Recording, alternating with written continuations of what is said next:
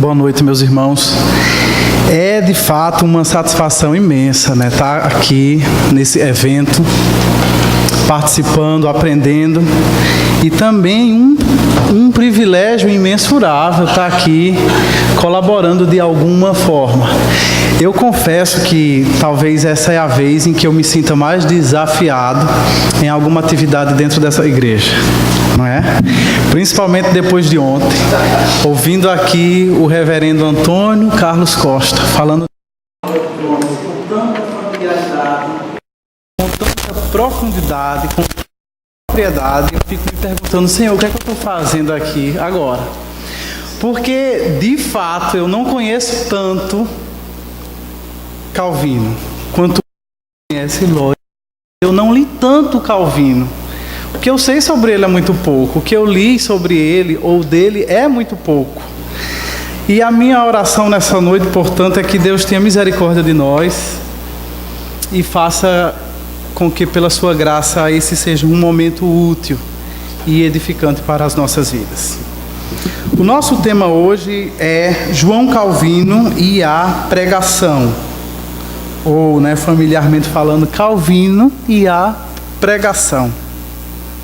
E antes de mais nada, eu quero aqui começar essa palavra citando um trecho de uma carta de um teólogo famosíssimo chamado Karl Barth. Ele escreveu essa carta em 1921 e ele está compartilhando com um amigo dele acerca dos desafios da vida acadêmica. Ele tinha começado a dar aula de teologia em uma universidade e entre os muitos assuntos que ele lecionava, constava a teologia de Calvino. E ele escreve algo um pouco chocante. Eu peço que vocês tenham a misericórdia de entender o que é que ele está dizendo. E ele diz o seguinte: Calvino é uma catarata, uma floresta primitiva, um poder demoníaco, algo vindo diretamente do Himalaia, absolutamente chinês, estranho, mitológico. E antes que você pense que isso é um comentário pejorativo, preste atenção no que ele diz. Perco completamente o meio, as ventosas, mesmo para assimilar esse fenômeno, sem falar para apresentá-lo satisfatoriamente. O que recebo é apenas um pequeno e tênue jorro, e o que posso dar em retorno, então, é apenas uma porção ainda menor desse pequeno jorro. Eu poderia feliz e proveitosamente assentar-me e passar o resto de minha vida somente com Calvino. E quando a gente se aventura a ler alguma coisa sobre esse homem, ou alguma coisa desse homem Calvino, a sensação que a gente tem é mais ou menos essa mesma. Quando você lê aquilo que outros homens, teólogos, historiadores, crentes e não crentes, escreveram sobre ele, a conclusão a que você pode chegar é que trata-se realmente de uma figura assombrosa, de outro mundo. E eu quero tentar falar um pouco sobre esse grande homem de Deus, enfatizando 3 aspectos. Calvino como pregador, a pessoa dele, a história dele, os fatos que conduziram Calvino ao ministério que ele exerceu. Depois eu quero aqui elaborar um pouco acerca do entendimento de Calvino acerca da pregação. Como que ele via biblicamente a função da pregação. Poderíamos dizer que seria falar um pouco sobre a teologia da pregação de Calvino. E por último, eu quero aqui destacar alguns pontos da prática da pregação de Calvino, da metodologia dele, daquilo que ele fez. Então lá, primeiramente, acho interessante lembrar que, e enfatizar isso, Calvino nasceu em 1509 na França, numa cidade pequenininha chamada Noyon, a cerca de 90 e poucos quilômetros de Paris. Então ele não nasceu numa família importante demais, ele não nasceu no meio de um círculo teológico, nem nasceu numa cidade grande demais, ele nasceu numa cidade pequena, e ele era oriundo de uma família simples, embora o pai dele trabalhasse para a Igreja Católica na cidade de Noyon.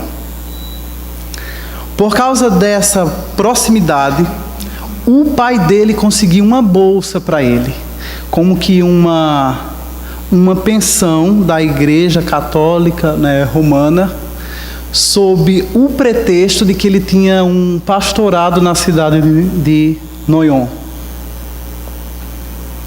sendo que ele não exercia pastorado nenhum em Noyon. Essa pensão servia para ele como uma bolsa de estudos. E de posse dessa bolsa, o pai dele o enviou a estudar na capital da França, né, Paris. E ele começou lá estudando filosofia. Depois o pai dele teve uma desavença com a igreja e tirou ele do curso de filosofia e mandou ele ir estudar direito na cidade de Orleans. Mas o que Calvino gostava mesmo era de estudar literatura, e depois ele foi para Bourges estudar grego.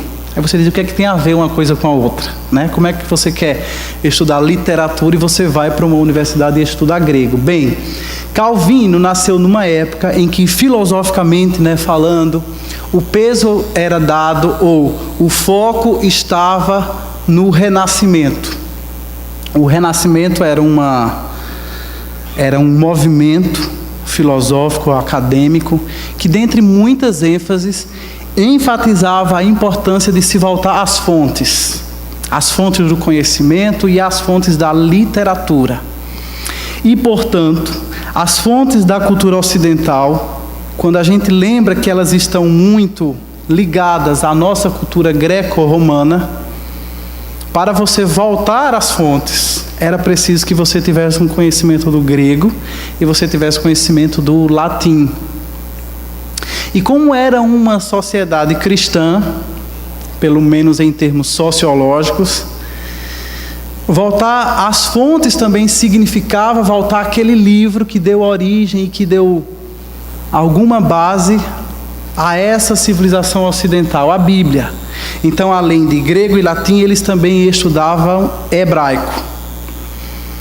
E é a partir desses estudos de grego em Bourges que Calvino dedica-se à filosofia, quer dizer, dedica-se à literatura. Depois o pai dele morre, e aí é que ele se lança mesmo no estudo daquilo que mais lhe interessava, que era literatura. Daí também a gente pode perceber outra coisa, que se ele nasceu em 1509, ele só podia fazer parte da segunda geração de reformadores. Quando Calvino nasceu, Lutero já tinha 26 anos. Quando Calvino nasceu, Zwinglio já exercia o ministério sacerdotal na Suíça. Portanto, a obra de Calvino é uma obra maravilhosa, mas ele não foi tão pioneiro assim, porque antes deles, outras pessoas já haviam pavimentado o caminho da reforma. E ele foi grandemente influenciado por esses outros, notadamente Lutero e Zwinglio, que vieram antes dele. Depois, a gente fica sabendo que ele teve uma experiência de conversão em 1533. E esse é um fato interessante, porque os historiadores já tentaram entender mais acerca dessa, né, conversão. Talvez principalmente nós, dentro de uma cultura evangélica, valorizamos muito a nossa história de conversão, o nosso testemunho de conversão. E as pessoas chegam diante de um homem grandioso como esse e quer saber como foi a história dramática através da qual ele veio a Cristo. E até hoje se consegue saber quase nada, muito pouco, quase nada acerca da conversão dele. Tudo que você tem é um parágrafo no qual ele menciona a sua conversão, quando ele está comentando um salmo. No livro de comentário dos Salmos, tem um parágrafo no qual ele assim comenta, né, de passagem, bem por cima, algum aspecto da sua conversão. E isso diz muito acerca dele. Obviamente porque ele era uma pessoa extremamente tímida, como ele mesmo, né, reconheceu diversas vezes, e ele não costumava falar muito sobre si. O foco dele era na glória de Deus, na palavra de Deus, e portanto você não encontra quase nada dele escrito acerca de si mesmo. Nesse mesmo ano, 1533, ele se envolveu num caso que ficou conhecido como um caso Cop. Um homem chamado Nicolas Cop era amigo dele, tornou-se reitor da Universidade de Paris e deu uma aula magna. E nessa aula ele fez muitas referências às ideias luteranas. Por causa disso, esse homem foi grandemente reprimido. E não apenas isso, supuseram que Nicolas Cop havia sido grandemente ajudado pelo seu amigo Calvino para escrever aquela aula. Calvino, por causa disso, passou alguns dias preso e depois disso fugiu para uma propriedade rural na França, onde ele passou 5 meses na casa de uma pessoa que era grande amigo dele, e esse amigo, além de uma propriedade tranquila e segura, tinha uma grande biblioteca. E Calvino passou 5 meses ali se deleitando nos livros desse amigo. E o que é que ele lia? Ele lia a Bíblia no original, hebraico e grego, e ele lia também os livros dos pais da igreja.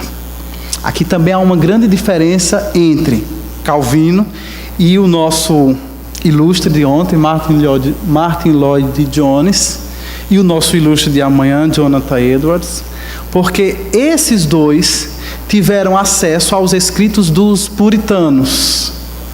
Quando eles entraram em cena, já havia muita coisa antes deles, coisas às quais Calvino não teve acesso porque veio antes, cronologicamente.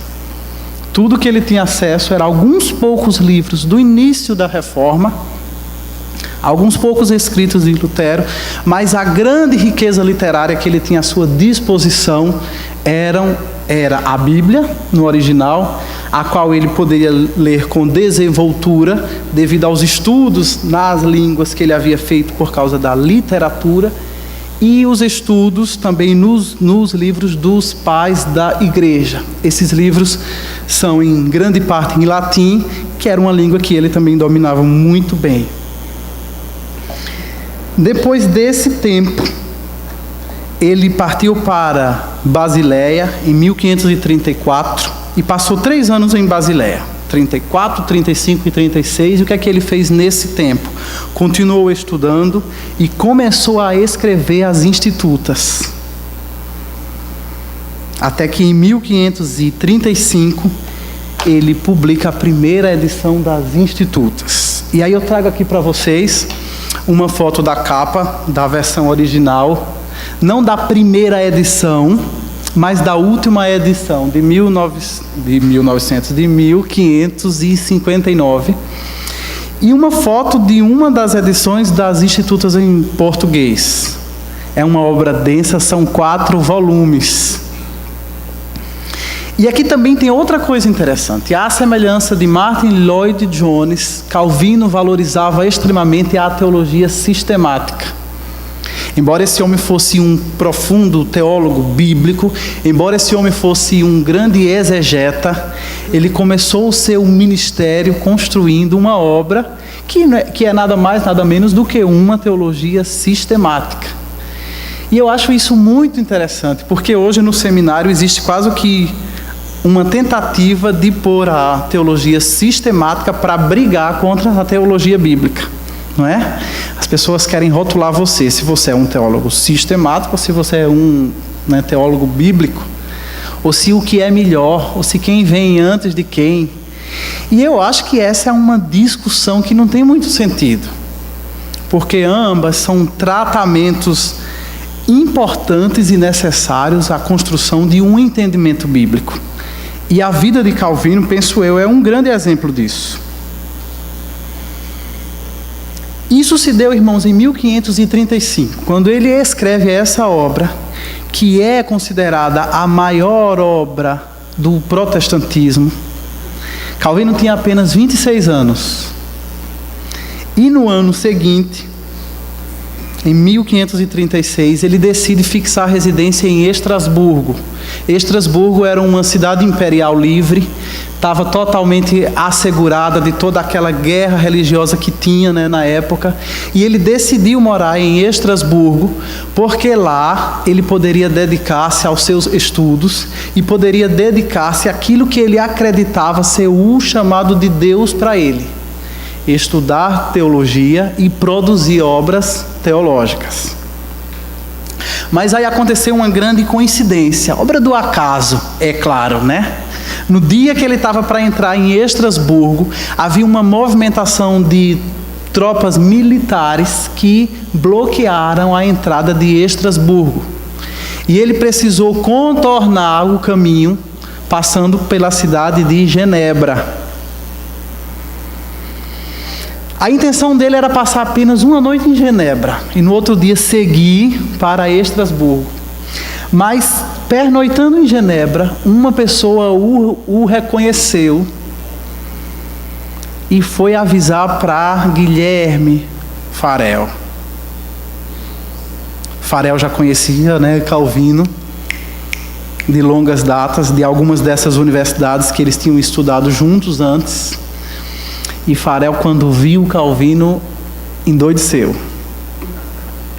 Farel estava trabalhando na construção do movimento reformado na cidade de Genebra. E quando ele viu Calvino, ele falou: é de você que a gente precisa aqui. Não vá para Estrasburgo, fique aqui.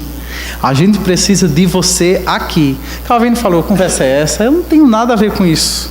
Meu plano não é esse. Meu plano é escrever teologia e eu vou para Estrasburgo. Lá eu vou ter a tranquilidade necessária para isso. Calvino também não queria jamais ficar em Genebra, porque ele sabia que, ficando em Genebra, inevitavelmente ele iria pastorear a igreja de Genebra. E ele nunca quis pastorear nada. Ele era extremamente tímido e ele também reconheceu, inclusive textualmente, que ele era antissocial. Faça as contas comigo. A pessoa é tímida, a pessoa é antissocial e a pessoa é extremamente intelectual. Essa pessoa é o quê na linguagem de hoje? Nerd, não é?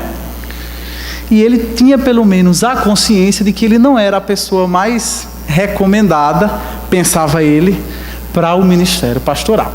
Mas aí Farel conseguiu uma forma de segurar esse homem. Falou: Calvino, não vá, porque se você for indiferente com a porta que Deus está abrindo para você aqui em Genebra, Deus vai amaldiçoar os seus estudos. E Calvino, tão inteligente, tremeu diante disso e ficou em Genebra. Foi inicialmente nomeado professor de Escrituras Sagradas e em seguida, logo em seguida, ele foi nomeado pastor da Catedral de Saint-Pierre, a principal igreja de Genebra. E aí começou a reforma. Catecismos e vai, até que em 1538 ele e Farel são expulsos de Genebra. Esse homem que havia sido recebido com tanta pompa e tanta circunstância, agora foi duramente perseguido em Genebra e foi preciso fugir. Imagine os irmãos, ele foi expulso por quê? Pelas suas ideias, pelos seus ensinos, pela sua crença, nem tanto. Ele foi perseguido porque ele entendia que a reforma não era um negócio apenas para a mente. A reforma não era apenas uma nova forma de você entender a teologia. A reforma também precisava ser uma nova forma de viver na prática, no cotidiano, para a glória de Deus. E quando ele tentou praticar a disciplina eclesiástica em Genebra, alguns homens poderosos, oriundos de família nobre em Genebra, o perseguiram duramente, até que ele foi expulso. Calvino muitas vezes se negou a servir Santa Ceia para homens que viviam uma vida escandalosa. Certa vez esses homens entraram dentro, do culto e ameaçaram-no com armas. Calvino colocou-se na frente da mesa da Santa Ceia e disse: se vocês vão tomar a ceia, vocês precisam me matar primeiro.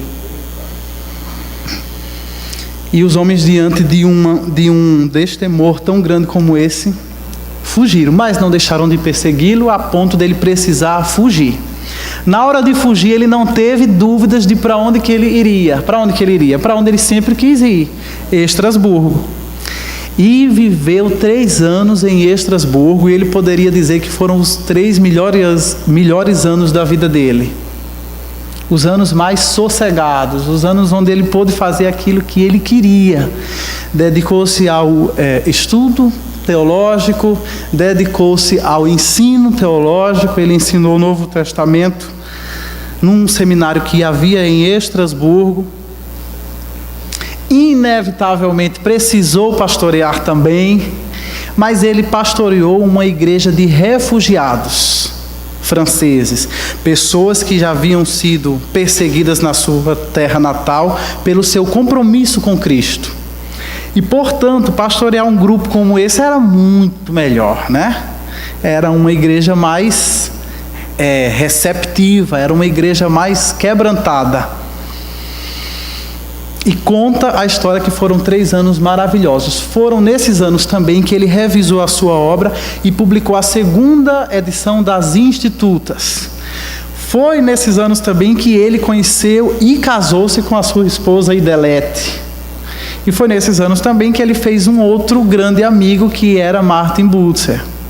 Portanto, foram 3 anos dourados na vida dele, até que em 1538, Genebra cai na real, bateu meia-noite em Cinderela, e Genebra percebeu que precisava de Calvino. E o Conselho de Genebra convidou Calvino para retornar, e claro, Calvino não queria ir. Foi preciso que um outro amigo dele, dessa vez Martin Butzer, falasse: Calvino, você tem que ir. Você precisa continuar a obra que você iniciou. Calvino retornou, continuou sendo duramente perseguido, muitas vezes insultado nas ruas. Algumas vezes a sua casa foi alvejada, mas ele continuou no ministério. Não tranquilamente, mas firmemente, resolutamente. E ficou em Genebra até 1541, quer dizer, voltou para Genebra em 1541 e permaneceu lá até a sua morte em 1564. Contando aqueles 2 anos do início da primeira etapa em Genebra, mais ou menos 23 anos dessa segunda etapa, poderemos dizer que ele teve um ministério em Genebra que durou aproximadamente 25 anos. O que é tão pouco tempo, não é? Principalmente tendo em vista o vasto material que foi produzido a partir dos seus anos em Genebra. Foi uma produção monstruosa para tão pouco tempo. E essa é basicamente, em linhas gerais, aquilo que a gente pode destacar da vida desse grande homem de Deus. Agora eu queria destacar alguns aspectos daquilo que ele considerava ser uma teologia da pregação, ou seja, qual seria o entendimento bíblico que ele tinha da pregação.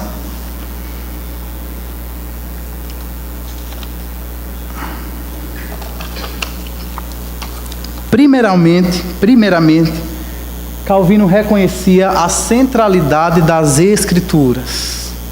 Um ministério de pregação baseado não na sua intelectualidade, baseado não apenas na filosofia humanista, no meio da qual aquela sociedade estava imergida ou estava imersa, mas um ministério de pregação centrado basicamente ou fundamentalmente nas Escrituras Sagradas. E aqui eu trago uma citação dele. Vamos ter algumas hoje à noite. Olha que coisa interessante. Ele diz o seguinte: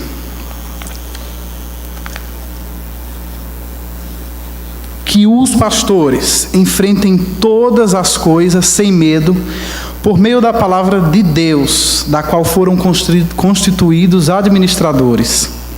Que eles reúnam todo o poder, toda a glória e toda a excelência do mundo, a fim de conferir a primazia, a divina majestade desta palavra. Que edifiquem o corpo de Cristo, que devastem o reino de Satanás, que apacentem as ovelhas, matem os lobos, instruam e exortem os rebeldes, que juntem e separem, que clamem com veemência se for necessário, mas que façam todas as coisas de acordo com a palavra de Deus. A centralidade nas Escrituras era o ingrediente básico, o ingrediente fundamental do ministério de pregação de Calvino, e eu acredito que aqui nós temos uma lição muito grande. Uma postura como essa parte de uma crença intensa, de uma convicção profunda, não apenas da centralidade, mas também da suficiência das Escrituras. De que quando nós chegamos aqui no púlpito, nós não precisamos de nada mais do que as Escrituras. Elas não precisam e ela nem pode ser adornada com conhecimentos humanos, filosofias dos homens. A Escritura, ela é suficiente e ela diz tudo que Deus tem a dizer ao seu povo. Calvino também exerceu um ministério de pregação, a partir do qual ele entendia a pregação não como um mero exercício religioso, mas entendia a pregação como nada mais, nada menos do que a voz de Deus. Ele disse, entre os muitos nobres dons com os quais Deus adornou a raça humana, um dos mais notáveis é que ele condescende em consagrar bocas e línguas de homens para o seu serviço, fazendo com que a sua própria voz seja ouvida neles. Por um lado, ele, Deus, por meio de um teste admirável, prova a nossa obediência, quando ouvimos os seus ministros exatamente como ouviríamos a ele mesmo. Enquanto, por outro, ele leva em consideração a nossa fraqueza, ao dirigir-se a nós de maneira humana, por meio de intérpretes, a fim de que possa atrair-nos a si mesmo, em vez de afastar-nos por seu trovão. Então veja aqui um homem que entendia o poder da pregação. E é justamente porque ela é a voz de Deus, é justamente porque ela é extremamente poderosa, que essa pregação ocupa a centralidade do seu ministério. Não quer dizer aqui que cada pessoa que se põe diante de uma congregação vá ser necessariamente a voz de Deus para ela. Há muitos falsos mestres, há muitos pregadores negligentes que não são efetivamente a voz de Deus. O que ele está falando aqui é que cada pregador tem o potencial de ser a voz de Deus, uma vez que ele seja fiel às Escrituras e uma vez que ele seja sensível à direção do Espírito Santo.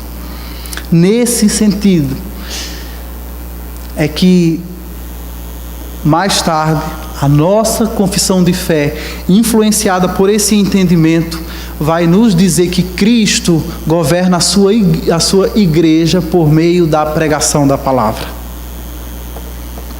E nesse sentido, de fato, a pregação é a voz de Deus, no mínimo, a pregação fiel das Escrituras. Por fim, no ministério dele, a pregação tinha a prioridade. Eu acho que eu estou me enrolando aqui, olhando para o papel e olhando ali para trás. De tudo que se pode dizer de Calvino, ele era um exegeta, sim. Ele era um teólogo, sim. Ele era um grande líder, foi. Ele era um grande apologeta, sim. Um homem polêmico, muitas vezes. Mas o que mais se destaca na obra dele é que ele era um pregador. Ele era um pastor que tinha consciência de que o seu maior serviço para com a igreja de Deus não era outro, senão um ministério fiel e regular da pregação. E ele fez da pregação uma prioridade da sua vida, uma prioridade do seu ministério. Seria basicamente essas linhas, né, gerais que nortearam o entendimento e a percepção dele quanto ao exercício da pregação. Agora, quando a gente pensa qual que era o método dele, como que ele lançava-se a isso, como que ele praticava a pregação. Primeiramente, o que a gente sabe é que Calvino praticava a pregação expositiva. Talvez você saiba bem o que é uma pregação expositiva, mas nós temos hoje aqui um público bem misto, né, e bem amplo, e talvez essa expressão soe nova para você. Pregação expositiva é aquela que se propõe a explorar um texto bíblico apenas. Ela pode até fazer uso acessório, complementar de outros textos, mas ela é centrada num texto só. Não é aquele tipo de mensagem que a gente vê, né, comumente, em que o pregador muitas vezes abre a Bíblia, lê um texto, fecha a Bíblia e depois fala sobre o que ele quer. Fala sobre as suas experiências, fala sobre os seus insights, fala a partir das suas percepções, conta causos, não é? Ou quando você expõe um tema fazendo uso de vários versículos da Bíblia, você já deve ter visto isso. Às vezes até se faz necessário uma pregação doutrinária na qual expomos um tema fazendo uso de vários trechos da Bíblia. Às vezes é necessário. Mas ele era praticante, em grande parte, do seu ministério da pregação expositiva. É pegar um texto bíblico e explicar o texto bíblico e em seguida aplicar à vida da congregação. Mas ele também não apenas praticava a pregação expositiva, mais do que isso, ele praticava a exposição sequencial. Isso significa que a cada dia que Calvino subia ao púlpito, ele não tinha um texto novo, aleatório, escolhido de acordo com a sua preferência. Não, ele pregava em livros da Bíblia sequencialmente, versículo a versículo, ou às vezes parágrafo a parágrafo, ou se você entende um pouco mais da linguagem, né, teológica, perícope a perícope, né? Uma unidade que tem um sentido completo. E aqui nós temos um quadro exemplificativo da prática de pregação expositiva e sequencial dele. Talvez você admire muito ele, mas depois de pensar seriamente sobre esse quadro, você conclua que você não ia aguentar Calvino por muito tempo.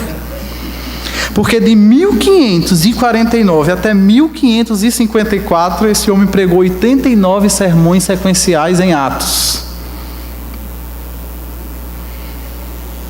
De Ezequiel foram 174 sermões. Jó 159, Deuteronômio 200, Isaías 353, Gênesis 123 sermões.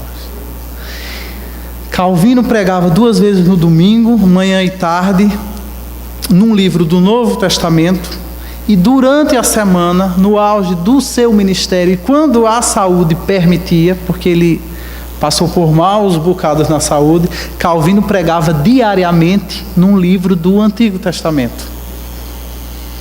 Olhando para esse quadro, a gente pode, né, perceber que ele era mais rápido nos livros do Antigo do que nos livros do Novo, justamente porque o Antigo era pregado diariamente.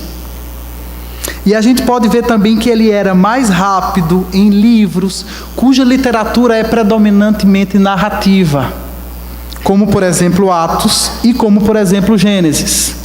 Porque quando você prega num livro cujo gênero literário é predominantemente narrativo, você não tem necessidade de ir verso a verso. Você pode ir parágrafo a parágrafo ou perícope a perícope, e até mais de uma no mesmo dia. Já quando você pega um livro cujo gênero literário predominante é poesia ou profecia, você precisa ir numa marcha mais lenta. E aí nós temos 353 sermões em Isaías, e 154 sermões em Jó, por exemplo. Será que dava para você frequentar uma igreja desse tipo? Ou você ia ficar impaciente? Eu não sei se o pastor Renan lembra quantos sermões tivemos aqui em Juízes. 16 sermões. E já tinha gente impaciente, não tinha? Pastor, vamos falar de outra coisa, né? Vamos falar de umas coisas mais assim atuais. Pois bem, qual era então a prática dele? O método dele era caracterizado pela precisão exegética. Calvino, ele era um pregador, mas além disso ele era um grande exegeta, devido àquelas habilidades com as línguas originais que ele havia desenvolvido nos seus tempos de universidade. Então ele estudava a Bíblia no original e ele tinha uma capacidade imensa de interpretar o texto bíblico, fazer uma interpretação profunda. E percebam em que velocidade que ele fazia isso. A gente aqui sua camiseta para trabalhar no texto a semana inteira para pregar no domingo. Calvino tinha uma produção diária, exegese e entrega do sermão diário. E ele era norteado pelo método histórico gramatical. Isso era uma revolução para a sua época. A Igreja Católica Medieval fazia uso do método alegórico. Olhava para um texto bíblico e tentavam encontrar nesse texto um sentido oculto, um sentido quase que subliminar. E Calvino diz, não. O sentido do texto bíblico é o sentido óbvio, é o sentido natural da linguagem. Geralmente é o sentido literal do texto. Nem sempre é o sentido literal, porque a linguagem humana comporta a linguagem figurada tão bem quanto comporta a linguagem literal. Portanto, há textos em que visivelmente está sendo elaborado a partir de uma linguagem figurada e não pode, portanto, ser interpretado literalmente. Mas ambos, literal e figurado, precisam ser interpretados em seu sentido natural. E era isso que Calvino dedicava-se. Agora, apesar dele ser um grande exegeta, na entrega da mensagem ele pautava a simplicidade, tanto na estrutura da mensagem quanto na linguagem empregada. E aqui tem uma coisa bem simples, bem interessante. Embora ele estudasse a Bíblia nos originais, Calvino nunca citava palavra nenhuma do grego nem do hebraico. Isso é muito bonito, não é? Porque Calvino tinha consciência de que, embora ele fosse um grande teólogo, ele não estava construindo um ministério para teólogos. Ele estava desenvolvendo um ministério para uma igreja, para pessoas simples. E, portanto, ele precisava falar numa linguagem que elas pudessem entender. E não fazia sentido nenhum ele ficar falando em grego e hebraico para elas. Portanto, embora ele estudasse no original, ele saía do seu quarto de estudos e partia para pregar o texto, expondo o texto na linguagem do povo. Quando precisava explicar o sentido de uma palavra, ele explicava, mas na linguagem do povo, sem mostrar as suas ferramentas linguísticas. Isso é muito interessante. Ele sabia que ele precisava falar a linguagem do comerciante, do camponês, do artesão e dos muitos refugiados que frequentavam a sua igreja e que não tinham o francês como uma língua materna. Pessoas que muitas vezes mal entendiam francês. Ele precisava lembrar-se desse público constantemente. Nesse público tinha, por exemplo, pessoas que foram extraordinárias como John Knox no futuro, de origem britânica, falava a língua anglo-saxônica, mas ele chega ali e ele precisa ouvir pregações diárias em francês. Como ele compreenderia se Calvino utilizasse uma linguagem rebuscada? Quando a gente lê as obras dele hoje em português, às vezes, ou quase sempre, a gente tem a impressão de que ele era um cara complexo demais e que ele falava umas coisas quase que incompreensíveis. E os estudiosos têm nos alertado que esse não é um problema dele. Esse é um problema dos nossos tradutores brasileiros, que traduziram numa linguagem rebuscada aquilo que ele traduziu numa linguagem simples, aquilo que ele escreveu numa linguagem simples. Mas ele era simples também não apenas na linguagem, ele era simples também na estrutura do sermão. Por exemplo, é curioso que um sermão tão intenso quanto o sermão dele, tão profundo, era um sermão que era pregado espontaneamente. Ele não levava anotações, ele sequer construía uma estrutura, não tinha divisão de pontos, não tinha essa construção que a gente faz para nos ajudar na entrega do sermão e para ajudar a igreja também. Ele queria fazer isso numa linguagem simples, direta. Primeiro porque ele não tinha tempo. Imaginem, você estuda e prega todo dia, não dá tempo de você estar elaborando muito. E também isso era uma reação à forma popular de pregação. A homilia católica era extremamente formal, extremamente elaborada, e ele queria fazer alguma coisa espontânea que fosse o que falasse a linguagem do povo. Calvino também tinha uma forma muito simples de introduzir o sermão. Ele sempre introduzia o sermão relembrando os principais pontos, ou a principal mensagem da pregação anterior daquele livro, situando o texto atual no contexto maior do livro que ele estava expondo e enunciando a ideia central daquele texto que ele iria expor. Então é aquilo que a gente hoje chamaria de uma introdução elucidativa. E a partir daí ele começava a expor verso a verso, explicando e aplicando. E aí havia uma ênfase muito grande na aplicação. Talvez essa fosse uma das maiores habilidades dele.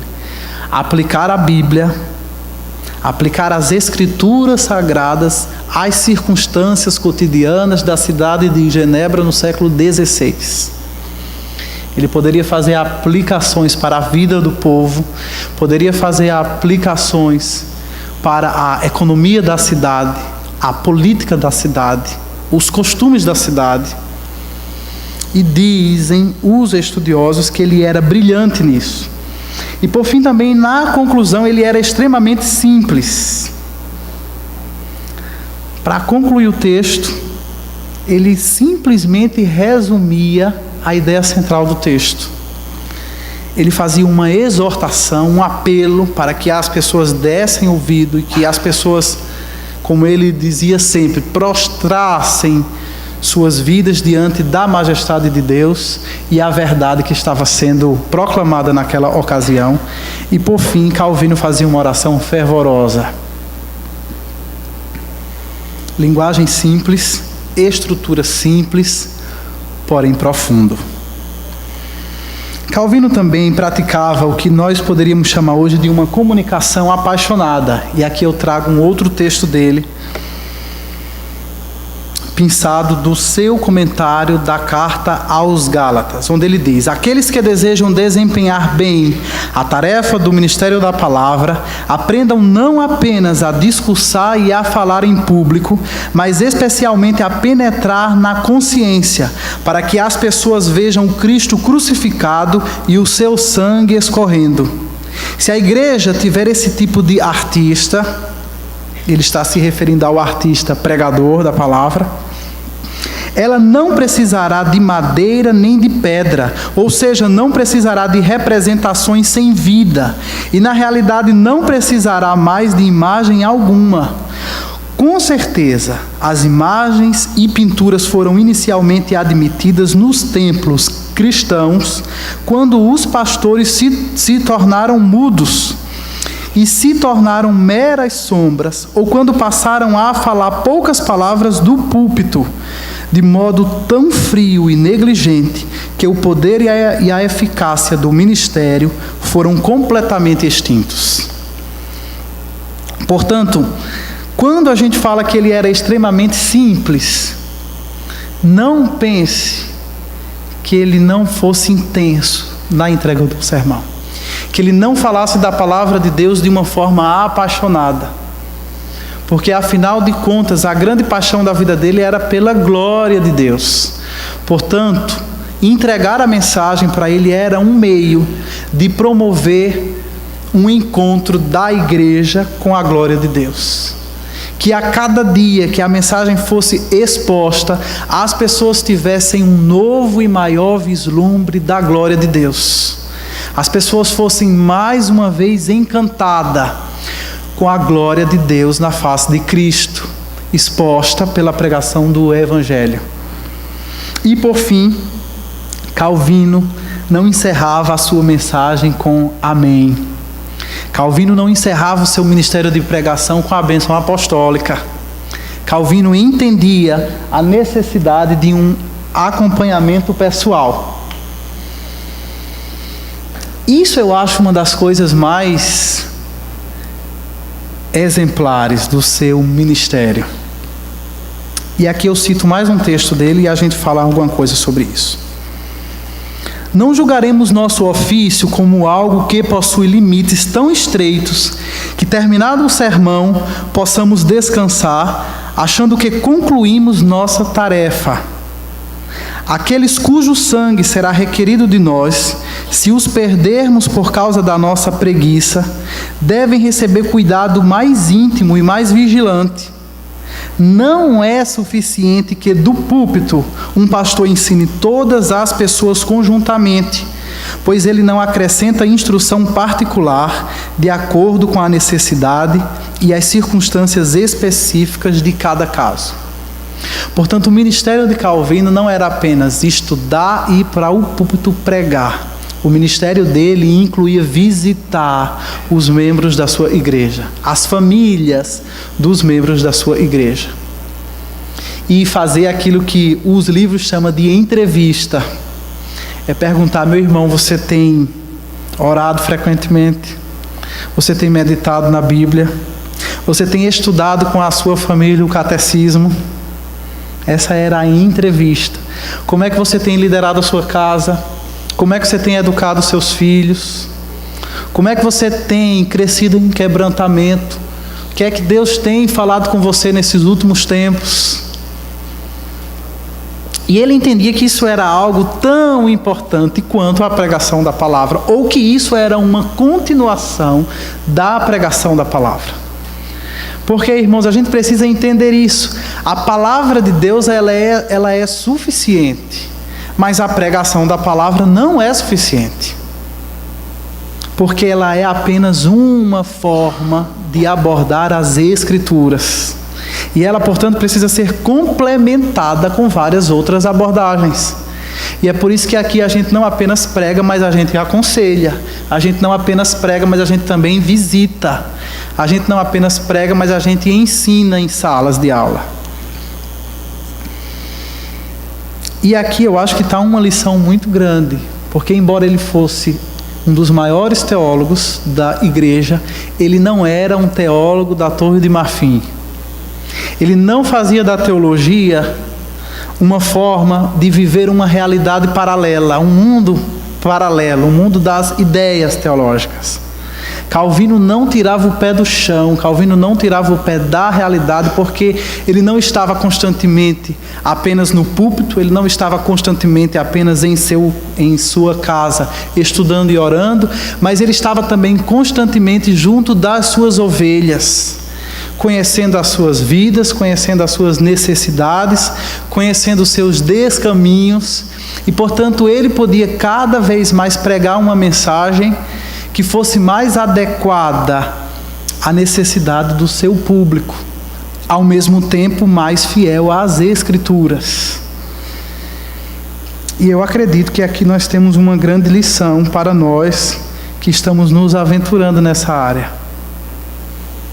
Nós não podemos fazer da teologia nem do ministério da palavra uma blindagem para que nós esqueçamos a igreja. Afinal, é para ela que nós dedicamos o nosso ministério de pregação.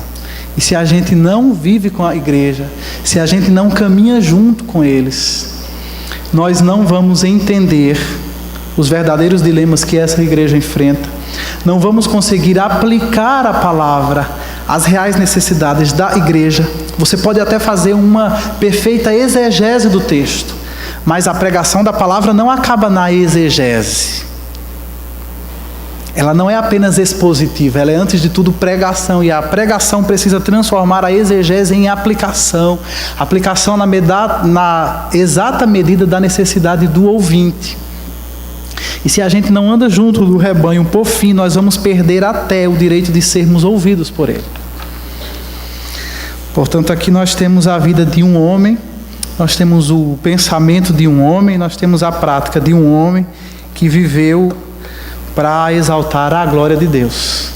Que Deus nos ajude, que nós possamos aprender, né, com ele, e que ele seja uma inspiração para todos nós. Que Deus nos abençoe nisso. Amém.